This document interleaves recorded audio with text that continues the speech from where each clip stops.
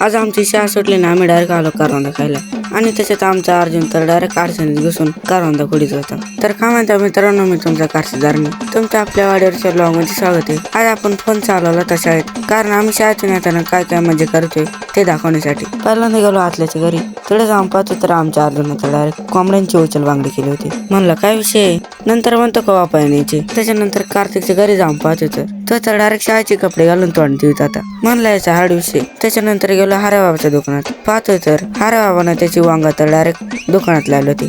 म्हणलं याचा हाड विषय. तेवढं झालं तेवढे गँग डायरेक्ट निघालो शाळेत. जाताना मस्तपैकी कानवाडीतून श्री हनुमानाचं दर्शन घेतलं. पुढे येऊन पाहतोय तर आमच्या शाळेची निळपरी आताशी पोरांनी घ्यायला चालली असं. म्हणलं आता ही परफेक्ट झाल्याशिवाय काही येत नाही. असंच हळूहळू चालत डायरेक्ट आलो शाळेवर. मग आपला फोन डायरेक्ट ठेवून दिला बॅगेत, कारण आपल्या शाळेत फोन अलाउड नाही. आणि फोन कशासाठी आणलाय, फक्त तुमच्यासाठी. सुटली बा एकदाशी आमची शाळा आणि डायरेक्ट निघालो मधल्या वाटानं. जाताना ही गँग पुढे नाही उतरायची, तंगड्या मोडक काय हो पण उतरायची. त्याच्यानंतर डायरेक्ट आलो करवंदांच्या बागेत. गँग अशी काय भेटले का जसं त्यांनी कधी भेटलेच नाही. अहो त्याच काय मी भेटलो होतो, कारण अशा फुकटच्या करवंदा खायला एवढी मजा येते का मी तुम्हाला शब्दातही सांगू शकत नाही. कारण तुम्ही आमच्यासारखे हावरीच आहेत. कधी येत आहे मग हावऱ्यांनो करवंदा खायला? या पाहिजे आमची हावरी गँग कशी पळते माळकांडांनी. आमचा अर्जुन तर काट कुठे पाहत नाही, डायरेक्ट पिशी भरून आणतोय यप्पाय.